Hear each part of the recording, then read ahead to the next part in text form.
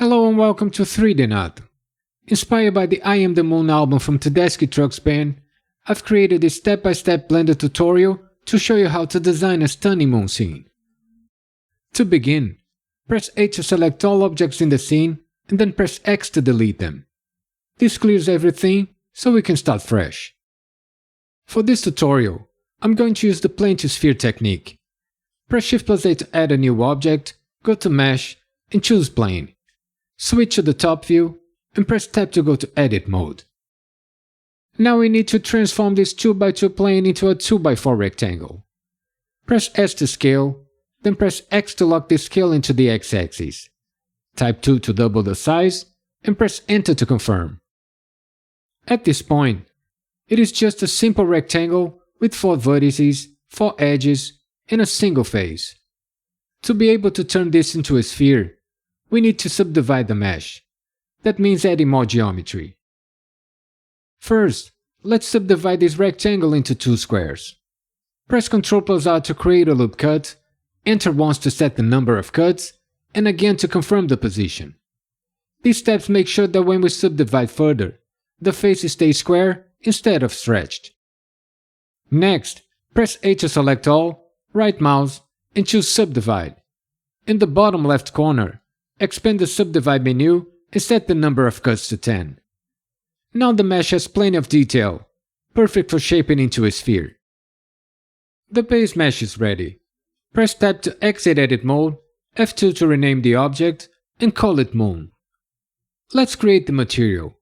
Go to the Shading workspace, where we'll start building the moon surface. For this tutorial, I'm going to use 2 texture maps, the moon and the star's Milky Way textures from SolarSystemScope.com. I'm using the AK version and you'll find the download links in the video description. Let's create the material.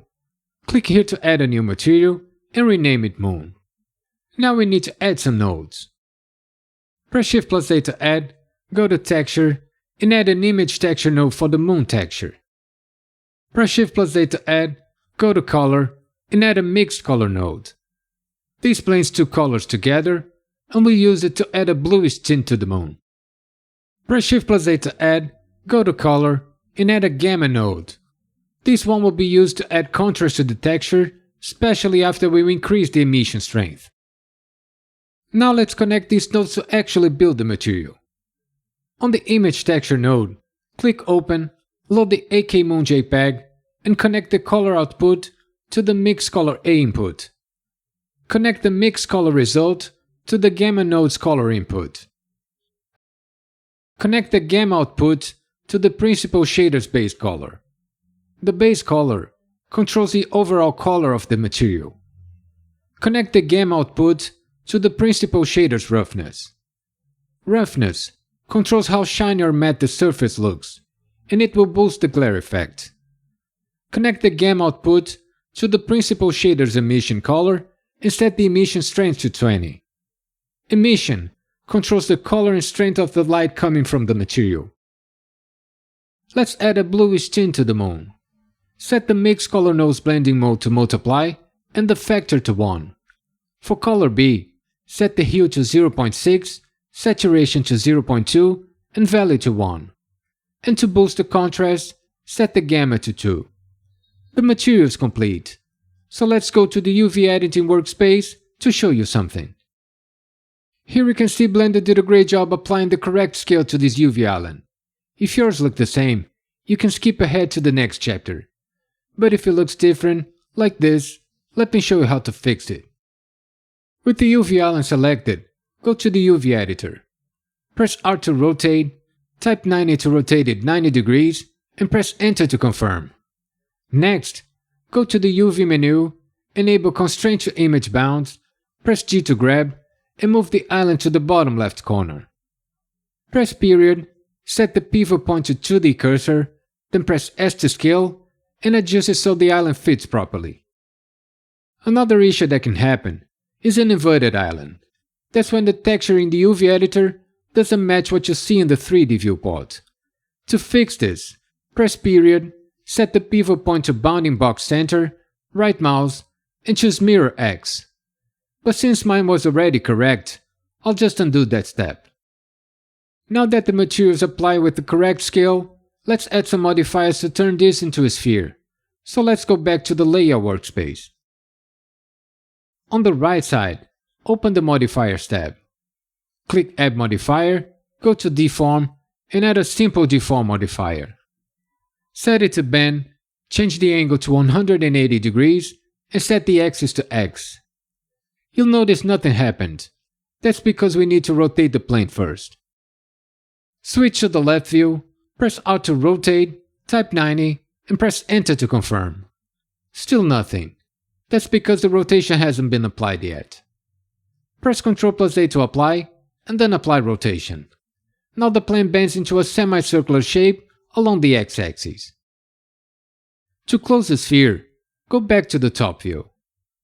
Duplicate the simple deform modifier, set the axis to Z, and change the angle to 360 degrees. Now the plane has wrapped into a sphere. Let's apply the modifiers.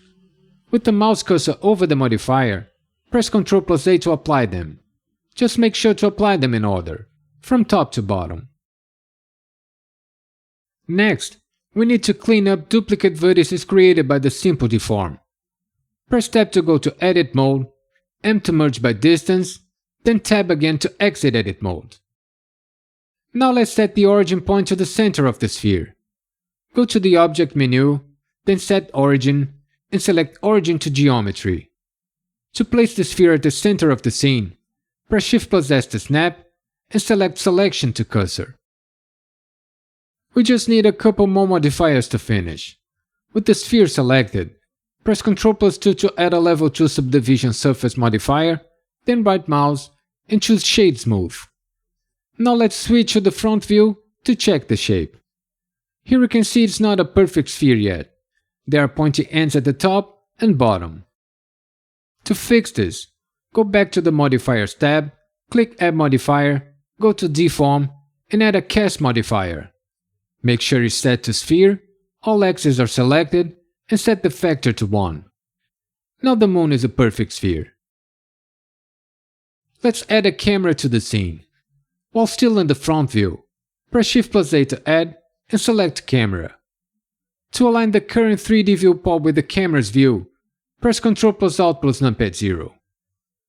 Now we just need to place the sphere inside the camera view. An easy way to do this is to press N to open the sidebar, go to View, and enable Camera to View. Then select the sphere and press Numpad period to center it in the view. Next, let's prepare the render settings. Press Z for shading and select Render Mode so we can preview the final look. In Render Properties, enable Ray Tracing, set Film to Transparent Background, and change the Color Management view to Chronos. Then in Output Properties, set the resolution scale to 200% to render at 4K resolution. Everything is set now, so press F12 to render. Once Blender finishes rendering, we can move to the Compositing workspace to complete the project. Blender's Compositing workspace is a node-based environment where you can combine render passes, apply post-production effects, and fine-tune the final image. Click here to add a new compositing node group and rename it MoonComp. By doing this, the render will show in the image editor and the nodes will appear in the compositor. Now we need to add some nodes. Press Shift+A to add, go to Input, and add an image node for the background. Click Open, and load the AK Stars Milky Way JPEG. Press Shift+A to add, go to Color, add an alpha over node, and place it over this noodle chain here. This node mixes two images together, the background and the foreground. Since we want the render as the foreground, connect it to the foreground socket and connect the background image to the background socket.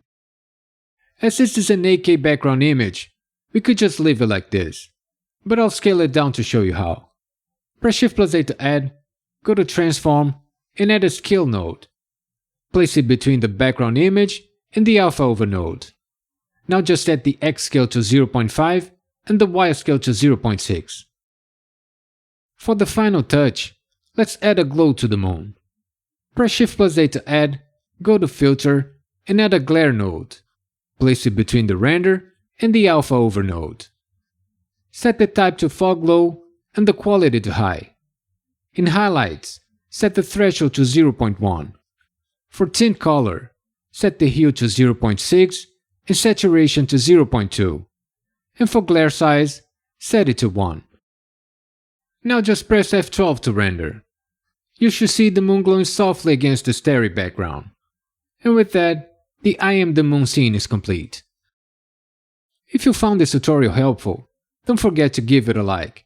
It really helps the channel grow and let me know you enjoy this kind of content. And if you want more Blender tutorials and 3D projects, make sure to subscribe and hit the bell icon. Thanks for watching, and I'll see you on the next one.